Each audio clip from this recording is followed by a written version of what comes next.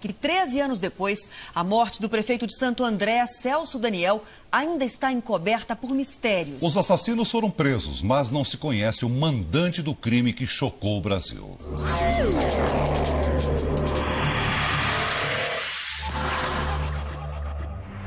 Esta é a imagem mais recente de Sérgio Gomes da Silva, o Sombra, um homem que há anos foge das câmeras.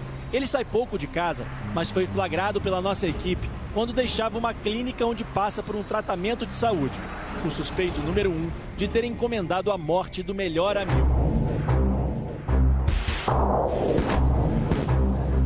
Uma caminhonete perfurada a bala. 2 dias depois, corpo. Parecia o cenário de um crime comum, ou era apenas para parecer que fosse?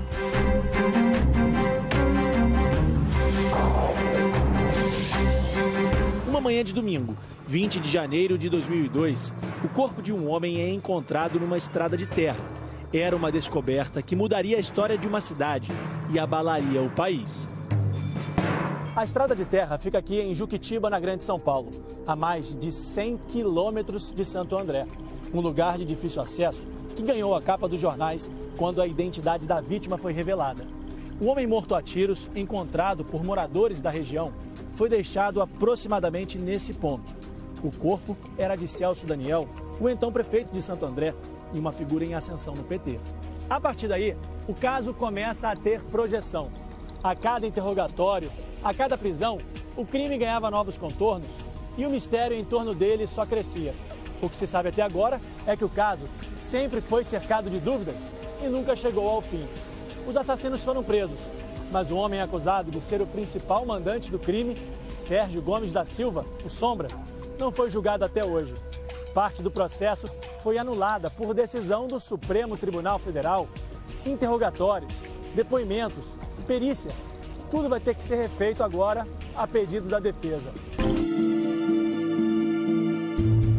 O assassinato cercado de mistérios revelou um perigoso jogo de corrupção, poder e contradições, seguido de uma série de mortes de testemunhas a acusados do crime. Afinal, era crime político ou assassinato comum? Se você tem... O líder do PT, Lula, e o ex-presidente Fernando Henrique acertaram a entrada da Polícia Federal no caso. O trabalho vergonhoso que a Polícia de São Paulo fez. Foi uma vergonha aquele trabalho lá. Diferentemente da polícia, para a família de Celso Daniel, o prefeito foi mesmo vítima de um crime político, motivado pelo esquema de propina de Santo André. Bruno Daniel conta o que ouviu de Gilberto Carvalho, então braço direito do prefeito e futuro chefe de gabinete da Presidência da República. Foi na missa de 7º dia de Celso Daniel. Ele era um intermediário, né, para levar dinheiro para a campanha para o Partido dos Trabalhadores. Ele chegou a relatar para nós, na data da cerimônia de 7º dia da morte do Celso, que levou, numa das vezes, R$1.200.000 para o José Dirceu, que era então presidente do PT, no seu Corsinha preto. Levou dinheiro sozinho, sem segurança, ficava com medo de fazer isso. Então ele era um intermediário nesse processo. O outro irmão de Celso Daniel estava junto na cerimônia e ouviu a mesma história. O Gilberto falou para mim que o que ele tinha arrecadado, em torno de R$1.200.000, ele encaminhava para São Paulo, para a campanha da Marta e para a campanha nacional do PT, para a presidência da República. O ex-ministro José Dirceu negou qualquer envolvimento no caso Celso Daniel e disse que o Supremo Tribunal Federal arquivou as denúncias do Ministério Público apresentadas contra ele. O ex-ministro Gilberto Carvalho negou todas as acusações e disse que nada foi comprovado contra ele até agora. A ex-ministra Marta Suplicy também não quis comentar as acusações. Bruno Daniel e João Francisco admitem que o irmão sabia da arrecadação de propina em Santo André para campanhas políticas. Bruno acredita que Celso Daniel se rebelou quando descobriu os desvios. Quando você tem uma espécie de esquema irregular de arrecadação de recursos e parte desses recursos passa a ser desviada para fins pessoais, você passa a ser e se a pessoa discorda disso, você passa a sofrer riscos.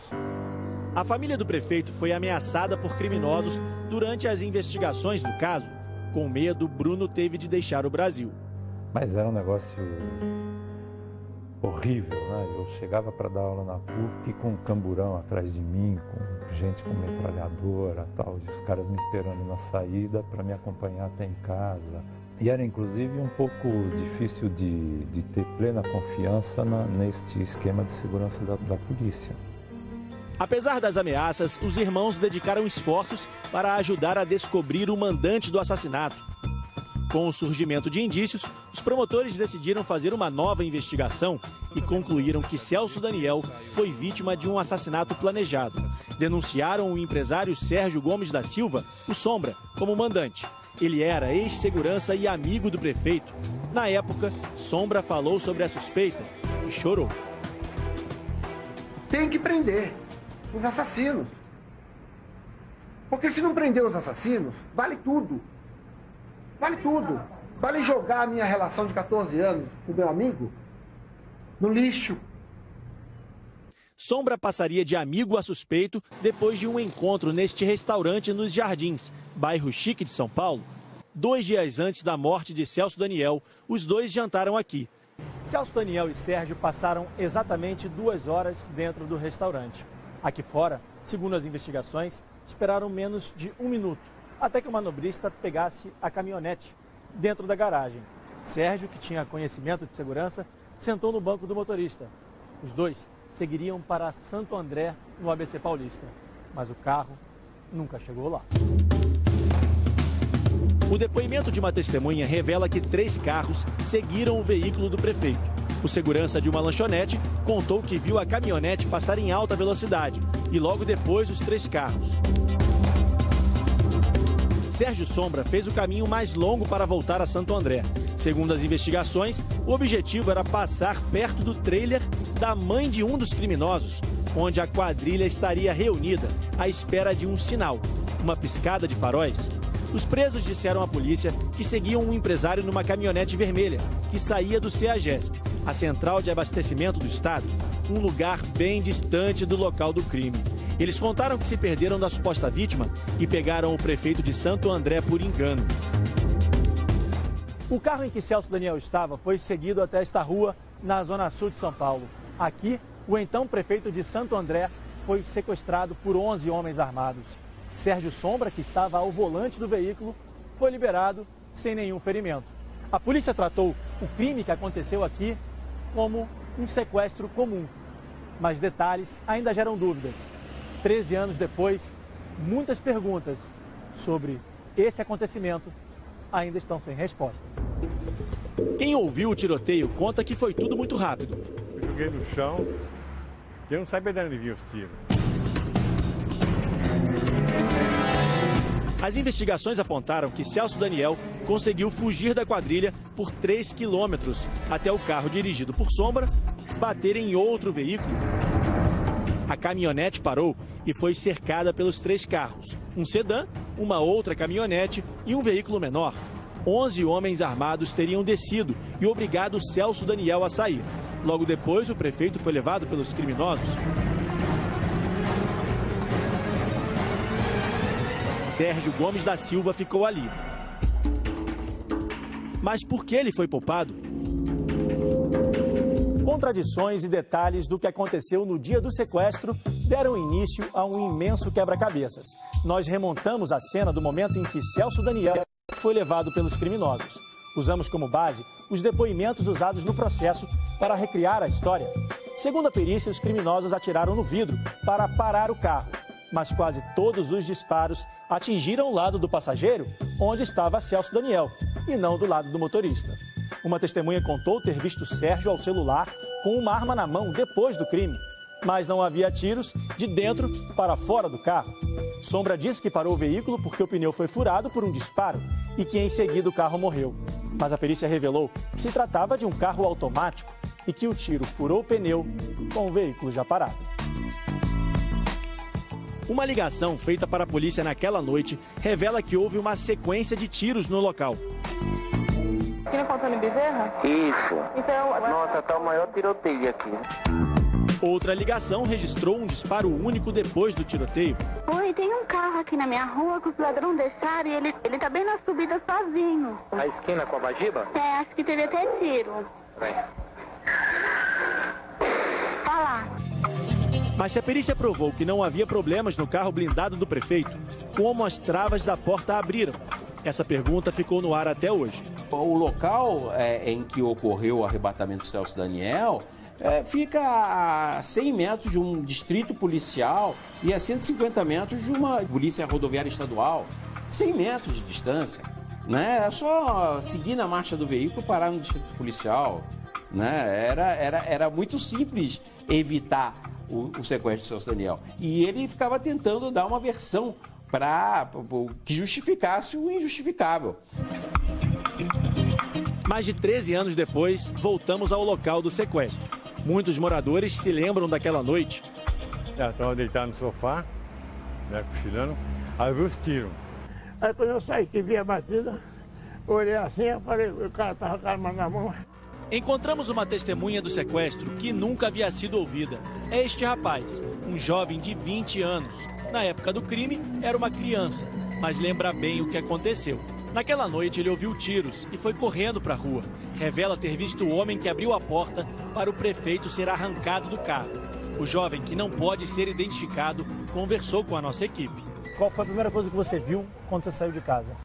Assim que eu saí de casa, primeiro eu pulei na vizinha, eu vi abrindo o carro do passageiro, o motorista abrindo o carro do passageiro e um monte de pessoas em volta, pegou e tirou ele do carro e colocou no carro da frente. Aí seguiu os dois, o motorista saiu do carro e ficou falando normal no telefone. Estava armado? Sim, com a arma aqui na cintura, do mesmo jeito que está aqui agora. O Ministério Público Paulista aguarda o depoimento do jovem, que agora pode ajudar nas investigações. Os promotores esperam que o acusado de ser o principal mandante do crime seja condenado no processo, que se arrasta até hoje. Sombra não quis gravar entrevista. Ele já foi denunciado em mais 2 ações criminais da promotoria por corrupção e fraude em licitações, com outras 2 pessoas. O então secretário de Serviços Municipais de Santo André, Klinger de Oliveira Souza, e o empresário Ronan Maria Pinto. Ronan é sócio de empresas de ônibus, construção civil e coleta de lixo na região e dono de mais de 40 contratos com a Prefeitura de Santo André. Segundo o Ministério Público, eles estariam desviando dinheiro de um esquema ilegal comandado pelo prefeito Celso Daniel, milhões de reais que seriam destinados a campanhas políticas, mas que fizeram o trio enriquecer em pouco tempo. Em determinado momento, ele percebeu que os integrantes dessa quadrilha desviavam recursos em proveito próprio. Então, essa posição dele de desarticular uma quadrilha que era muito lucrativa gerou insatisfação dos membros da quadrilha. Dentre os membros estava o Sérgio Gomes da Silva. O empresário Ronan Maria Pinto negou as acusações. O ex-secretário de Serviços Municipais de Santo André, Klinger de Oliveira Souza, não retornou os contatos. A deputada Mara Gabrilli é filha de um dos empresários de ônibus que pagavam uma taxa ilegal para a Prefeitura de Santo André. Ela conta que, na época, o pai era obrigado a pagar para a quadrilha. Mara lembra que Sombra era o homem da cobrança. Ele chegava armado, ele jogava o revólver em cima da mesa e falava, e aí, cadê a caixinha? Era de forma truculenta. E, às vezes, o Klinger ia junto. E o Klinger usava a arma no tornozelo. O destino inicial do dinheiro eram as campanhas políticas.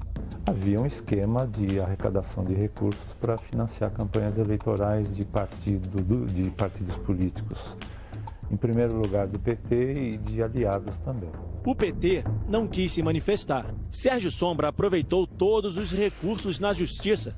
Mas foi só por isso que ele não foi julgado até hoje. A demora nos casos que envolvem a morte de Celso Daniel, ela é ímpar.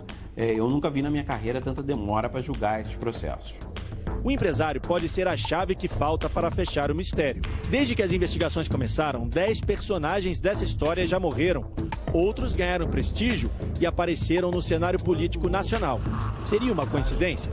Qual é a relação de cada uma delas com a morte do prefeito Celso Daniel? O repórter Leandro Stoliar conta como foram os momentos que antecederam o sequestro do prefeito de Santo André e um erro grave logo no começo das investigações do crime.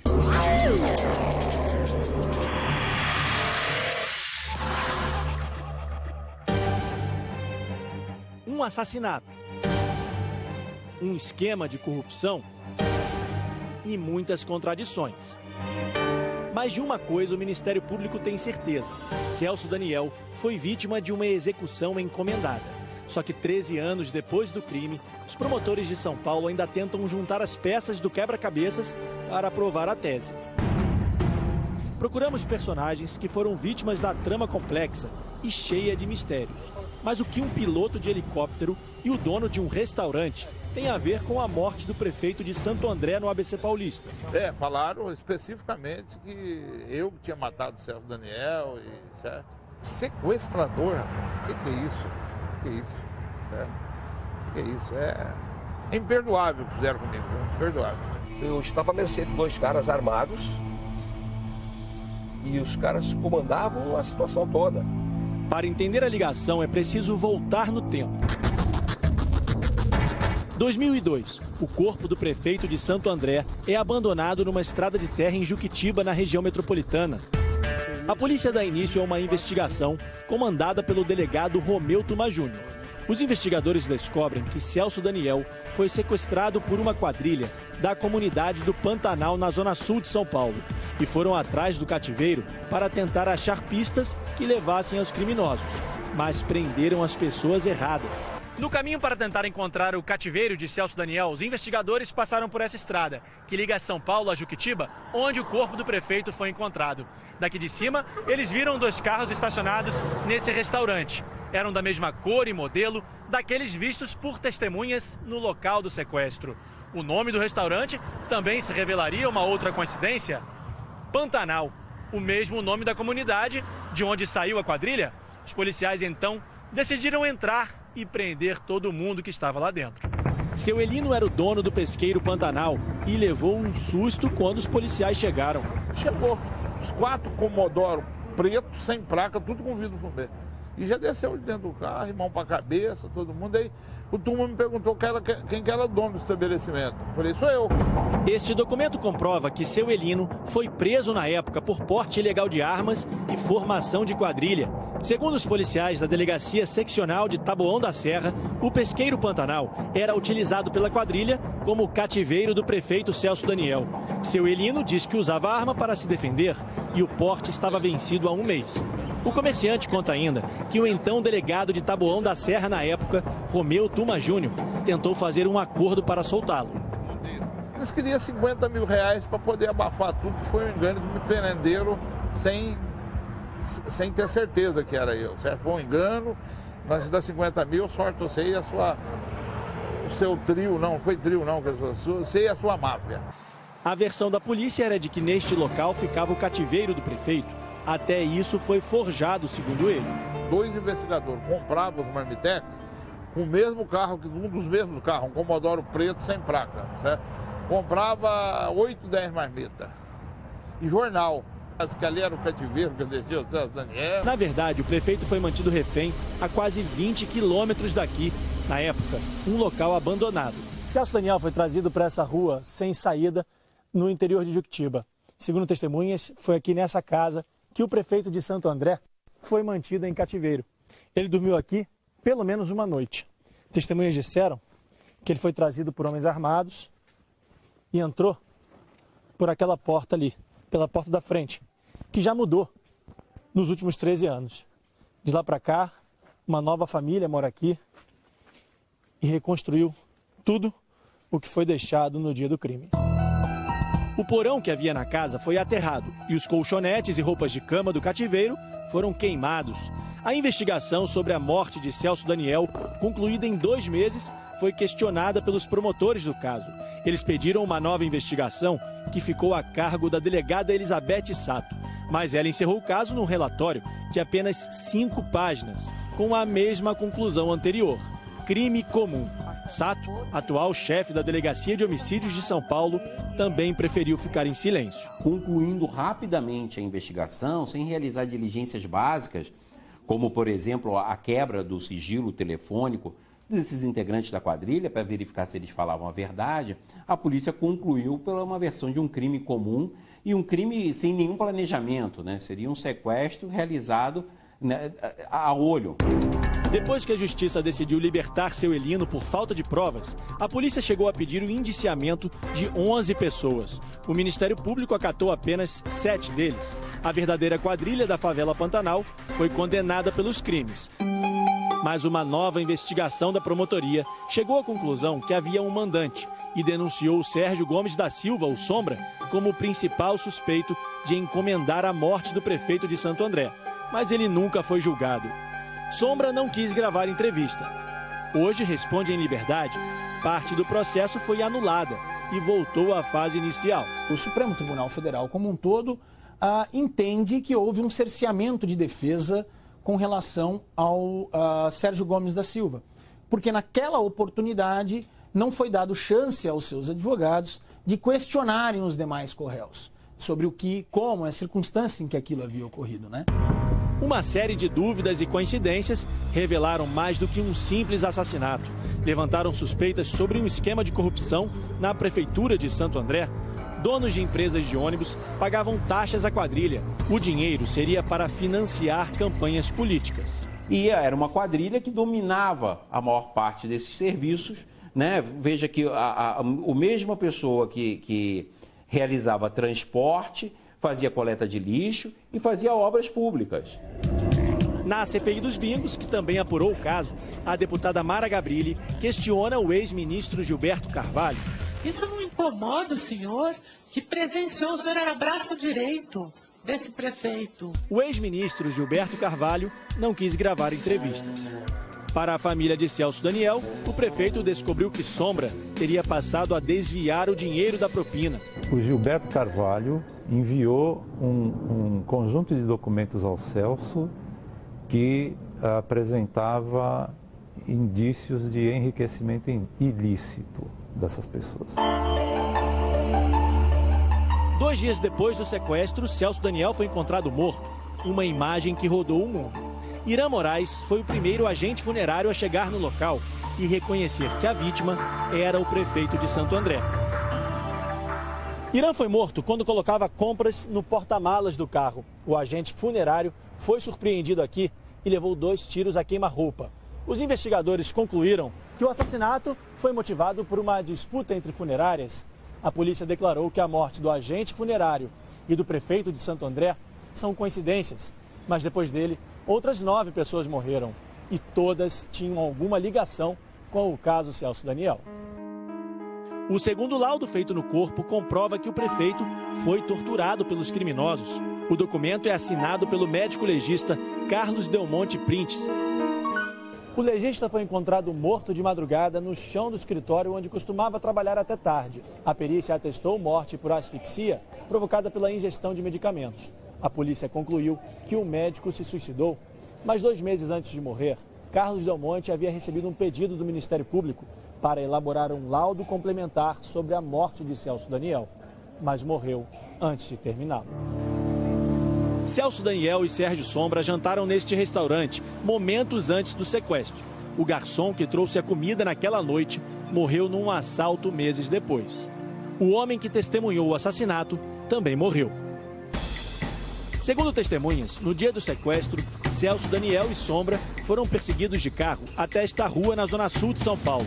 Aqui, a caminhonete blindada dirigida pelo ex-segurança bateu em outro veículo antes de ser atingido por vários tiros. Em seguida, foi cercada e o prefeito arrancado de dentro por criminosos armados. Sérgio Sombra foi poupado e liberado sem ferimentos.